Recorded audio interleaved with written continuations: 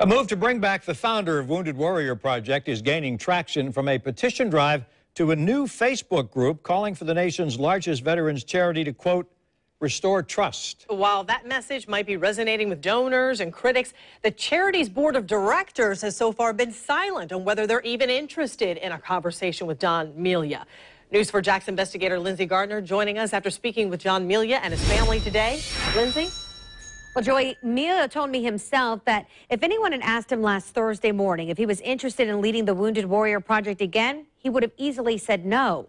But when he saw images like this of Stephen Nardizzi and Al Giordano side by side as the ousted top brass in the wake of this investigation into lavish spending, he said it stirred deep pain within him, knowing the scandalous reports were so far from what the organization was intended to stand for. Tonight, I also spoke with his father, another original founder and retired Army colonel, who feels like John Melia is the one and only one to right the ship. Another Change.org petition aimed at Wounded Warrior Project, this one specifically to their board of directors. 350 signatures and counting to restore John Melia as the CEO of Wounded Warrior Project.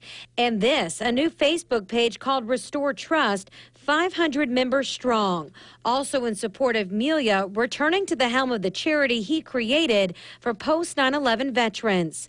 I also talked via Skype with his father, John Melia Sr., a retired United States Army colonel, who said founding the charity was a family affair. A lot of time and tears went into standing this organization up, from this literally going to Walmart and getting backpacks and then seeking contributions from merchants in the area to fill them with playing cards and things like that. He's the only person that can right the ship. The Melia family says while it's painful to see the charity built with good intentions now tied to wasteful spending and a culture of intimidation and fear, it's not surprising. We weren't shocked, Lindsay. It was never a question of if, it was always a question of when. John Melia brought on two friends, Stephen Nardizzi and Al Giordano, to help him grow the project in 2003.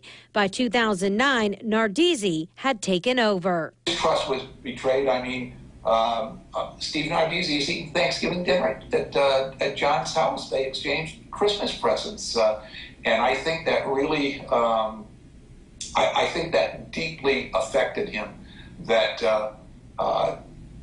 what he thought was a very good, strong relationship, all moving in the same direction, was not what it was. What is it, like essentially a coup? You know, That's a good term.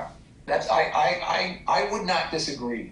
Now his family believes the board of directors should sit down and talk with John and hear his 10-point plan to restore trust with the American public. If you're bleeding, the first thing you're going to do is stop the bleeding. Meanwhile, earlier today, the chairman of the board broke his silence and talked with CBS this morning. I wouldn't say that it got severely off track. I mean, whenever you do the type of review that we did, any organization is going to find something. So we did, as I mentioned, we did find some opportunities to strengthen policies.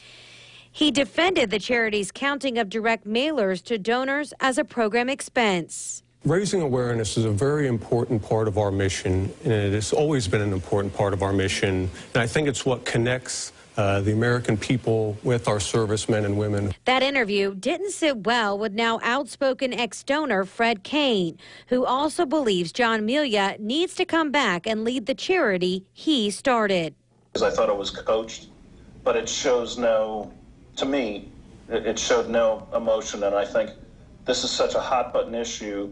You can't claim transparency and being open and then not live it, and they do not live it.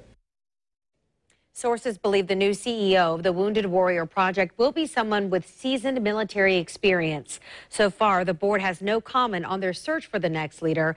I should mention John Melia is a Marine. Did Melia tell you what changes he would make if he would be brought back to the board? He has a very long list, 10 different points that he wants to immediately implement. We've posted it all online for everyone, but some highlights. He wants a salary freeze. He wants to nix all bonuses, which sources say all 600-plus staffers qualified for yearly.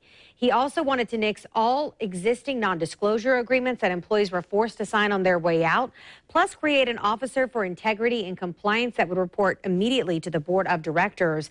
And on a final point, John Melia told me himself by phone today, one thing that really bothers him, he wants to immediately suspend television marketing and never again employ advertising depicting a wounded veteran in a helpless condition, or use advertising depicting a despondent family member, because Melia told me our nation's heroes are not helpless and their families are equally as strong.